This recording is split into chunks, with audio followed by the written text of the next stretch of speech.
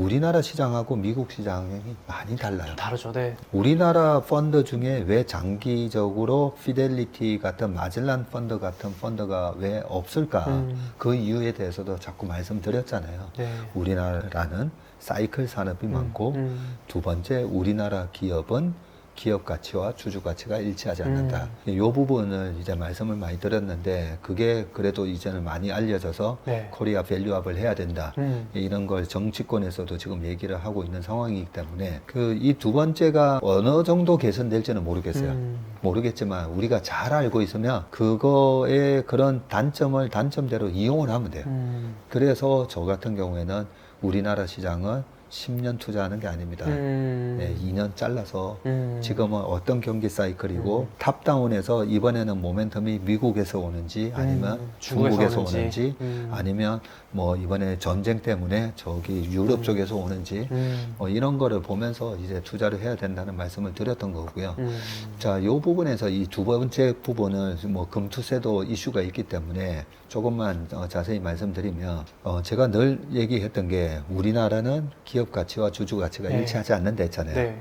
그런데 미국은 안 그렇잖아요. 네. 주주 가치를 훼손하면 소송당해요. 맞아요. 네. 소송당해요. 얼마 전에 테슬라, 머스크도 앨런 그러네. 머스크 소액 주주가 저 스탁 옵션은 부당합니다 했는데 그 앨런 머스크의 테슬라가 있는 델라웨어 주에서 법원에서 소액 주주 말이 맞네 손을 들어줬잖아요. 맞습니다. 네. 네, 그런 나라거든요. 네.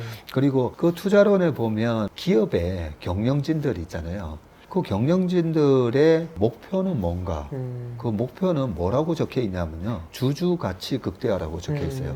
그래서 제가 그 문구를 처음에 볼 때 경영진이 회사의 가치를 극대화하는 게 목표가 아닌가? 왜 주주 가치 극대화지? 제가 그 부분에서 되게 고민을 많이 했어요. 이게 무슨 말이지? 그때는 학교 다닐 때 이제 주식 투자 안 할 때다 보니까 네. 그 말이 뭔 말인지 모르겠더라고요. 근데 주식 시장에서 근무를 하다 보니까 이 말이 엄청나게 중요한 얘기인 거예요. 거기 우리가 주식 투자에 관련된 투자론에 보면 네. 대리인 코스트라고 있잖아요. 네네네. 에이전 코스트라고 해서 이 대리인 비용이 뭐냐면 자, 전문 경영인한테 맡겼어요. 네. 팀 쿡 전문 경영인이잖아요. 네네. 근데 전문 경영인한테 맡겼는데 전문 경영인이 자꾸만 회사 돈을 빼돌리거나. 새로운 회사 뭐 자기 법인 하나 만들어서 자꾸 빼돌려. 그리고 혹시나 빼돌리진 않더라도 회사 돈으로 온갖 흥청망청 다 그죠, 써요. 네. 법인카드로 온갖 흥청망청 다 써요. 그럴 가능성을 에이전 코스트, 대리인 비용이라 하는 거거든요. 그래서 대리인 비용이 너무 높아지면 어떻게 해요? 주주가 갈아버려요. 네. 안 되겠네? 그쵸. 바꿔버리죠. 네. 자, 그럼요. 우리나라는 어떤 상황이냐면 이 회사를 설립하고 대주주이자 오너십을 갖고 있다라고 하는 분이 엄청난 대리인 코스트를 스스로 만들어내요. 스스로.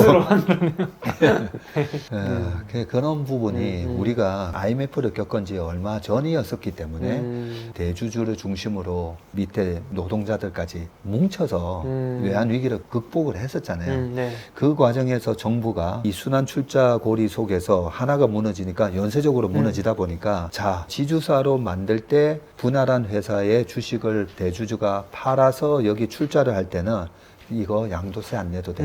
그거는 조세 특례법도 만들어졌어요. 근데 그걸 지금까지도 악용을 하고 있어요. 되게 악용하는구나. 네. 그러면 대주주의 지분율이 한 30%, 20%밖에 안 되는데 그걸 인적 분할해 가지고 어쩌고 저쩌고 뭐 자사주까지 이용해서 하면 갑자기 지주회사의 대주주의 지분율이 50몇 프로가 되고 올라가는구나. 그 지주회사 밑에 사업회사가 달리면서 이 회사가 희한하게 대주주의 회사로 만들어지는 거거든요. 그런 과정에서 주주 가치가 그동안에 많이 훼손됐어요. 그러네요. 소액 주주의 가치가. 그러다 보니까 우리가 미국 책으로 공부한 거, 우와, 이 기업 앞으로 이 고성장하는 사업에서 기업 가치가 얼마가 될 거야 했는데 그만큼 늘어난 가치가 소액 주주들한테 안 온다는 거죠. 그게 가장 안타까웠던 일들이 물적 분할해서 상장시키는 일들이 자행됐던 부분이 있었기 때문에 그래서 지금 이런 상황에서는 저희 같은 경우에는 그렇게 소액주주 가치를 아예 무시하는 회사들은 그냥 다 빼버리고? 빼버립니다. 네, 빼버리고 그냥 외국인들이 많이 사고 외국인들도 이런 지배구조를 되게 다 잘 알죠. 알고 있어요. 그쵸, 네. 그래서 이 지배구조가 투명한 회사 중심으로 사거든요. 예, 그렇게 제한된 기업 중심으로 그게 어떻게 보면 명품 주식이 되는 그쵸, 거죠. 그쵸. 네. 글로벌한 명품이 되는 거죠. 그런 기업 중심으로 하는데 이번에 만약에 밸류업에서 네. 지금 금감원의 이복현 원장도 상법을 개정해야 된다. 이 주주 가치를 집어내야 된다. 이 얘기를 하고 계시거든요. 그래서 만약에 상법에 이사의 충실 의무가 기업 가치가 아니라 주주 가치로 바뀌게 되면 네. 어마어마한 변화가 생기게 돼요. 그러겠네요. 네네네. 네, 엄청난 변화가 생깁니다. 그게 우리가 뭐 소송을 한다고 했을 때 네. 형사법도 마찬가지로 형법에 의해서 하듯이 네. 법대로 하는 거거든요. 그러네요. 법대로 하는데 주주 가치를 훼손했다. 훼손한 명백한 행위네 했을 때 그 근거가 되는 법을 마련을 하면 엄청난 밸류업이 돼요. 저는 이게 먼저 돼야 되고 그러면 대주주들한테도 근데 당근을 줘야 되잖아요. 그렇죠. 그러면 저는 어떤 당근을 줄까라고 보면 상속세예요. 지금은 정말 그렇게 정주영 회장님부터 해가지고 우리나라에 저는 삼성, 현대 너무 존경합니다. 지금도 삼성, 현대가 있었기 때문에 해외 나가서 I'm from Korea 하면 으쓱한 게 그렇죠. 네. 그리고 최근에는 뭐 방탄소년단도 있고 불닭볶음면도 있고 하니까 자랑스러운 게 다 우리나라 기업 때문에 그렇죠. 자랑스럽잖아요. 네, 맞습니다. 뭐 우리나라 뭐 정치인 때문에 자랑스러운 거 아니잖아요, 솔직히. 그래서 저는 기업은 기업가를 존경합니다. 그래서 서로 상생하면서 서로 윈윈하는 방법을 말씀을 드리는 건데 그런 차원에서 이번에 상법 개정하고 대신에 상속세는 30% 얘기가 나오고 있는데 30% 낮추고 그러면 어떻게 되냐면요. 아니 밸류업 막 해라 해도 대주주 입장에서 할 이유가 그쵸. 없어요. 10조짜리 회사를 지금처럼 저평가 만들어서 5조짜리로 만들어 놓으면 상장사는 상장사의 시가총액으로 상속세를 매기게 돼 있거든요. 시가총액 자산가치 아니에요. 근데 비상장으로 하면 자산가치로 평가를 받으니까 순자산 가치로 하다 보니까 그러면 상장사의 순자산 가치가 10조인데 5조, 4조 만들어 놓으면 3조? 그럼 3조에 60% 세금 내봐야 368, 1조 8천원 밖에 안 된다는 거죠. 그러니까 누를 수밖에 없겠네요. 누를 대주주 수밖에 입장에서는. 없어요. 네. 아무리 우리끼리 뭐 밸류업 네, 합시다. 네, 네. 뭐 자율적으로 공시하세요. 네. 그거 내가 왜 해야 되는데. 그쵸. 이런 거예요. 그렇죠. 네. 그래서 이번에 당근도 주자는 거죠. 그러면 상속세 30%딱 낮추고 또 하나가 더 있어야 되는데 자 우리가 저성장 국가로 가는데 기업은 훌륭한 기업이 많아졌잖아요. 네, 네. 그리고 그동안에 외환 위기를 겪었기 때문에 기업에 누적된 자본이 많아요. 네. 이 누적된 자본을 주주한테 안 돌려주다 보니까 소위 말해서 ROE가 떨어졌던 거잖아요. 그죠? 네, 네, 네. 근데 돌려주려면 기업 자체가 글로벌한 경쟁력을 가져야 되는데 이제 글로벌한 경쟁력을 가진 기업들이 많아졌어요. 네. 그러면 돈을 버는 대로 미국 기업처럼 주주한테 환원하면 돼요. 60에서 네. 뭐 많이는 90% 환원을 하면 되는데 네. 환원을 하는 방법이 두 가지가 있죠. 네. 자사주 자사주랑 매입 소각 배당. 아니면 배당인데 네. 근데 미국도 배당보다는 자사주 매입 소각이 세금적으로는 더 유리해요. 그렇죠. 그래서 미국에서도 자사주 소각을 더 선호하기는 하는데 네. 자 우리나라 같은 경우에는 지금 부동산으로 돈이 너무 많이 몰려 있잖아요. 맞습니다. 그러면서 뭐 좀 꼬마 빌딩 갖는 게 인생의 목표입니다 라는 얘기도 있고 하는데 상가 뭐 근데 저 상가 절대 사지 마라 그러거든요. 몇 년 전부터 저는 그랬어요. 상가 잘못했다고 폭로한다고. 상가보다 그냥 우리나라 KTNG라든지 배당주. 우리나라 네. 은행주 사는 게 나아요 사실. 5% 그런 고배당을 주는데 엄청 과점화돼 있잖아요. 네, 맞습니다. 저는 근데 이런 고배당 주식을 지금 외국인의 KB금융 75%, 하나금융, 신한은행 뭐 60% 이상들이 다 들고 있잖아요. 그렇죠. 그래서 뭔가 위기가 왔을 때 우리나라 개인들이 이런 주식을 많이 사야 되는데 오늘도 그 얘기했어요.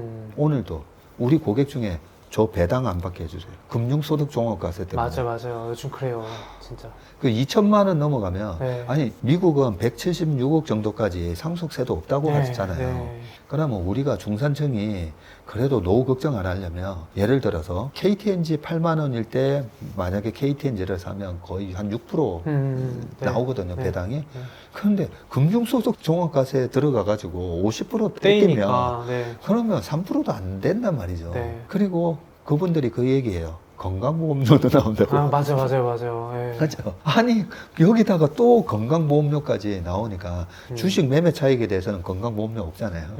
그래서 지금은 우리나라가 주식 매매 차익에 대해서 과세도 안 하는데 배당에 대해서 그렇게 과하게 세금을 물리는 거는 좀 그것도 형평성에 맞지 않죠. 그래서 우리나라 개인들이 우리나라의 우량 기업들 그동안에 누적된 자본이 많으니까요. 그래서 지금 이걸 만들어 놓고 기업들한테 배당을 올리세요 해야 되는데 이걸 안 해놓고 그냥 올리세요 배당만 하면 올리라고 하는. 외국인 좋은 일만 시키는 거예요. 그러네요. 그냥 말 그대로 외국인- 자본 유출이네요, 그냥. 네, 또 네. 그냥 국부 유출이에요. 아, 국부 유출. 네, 네. 네.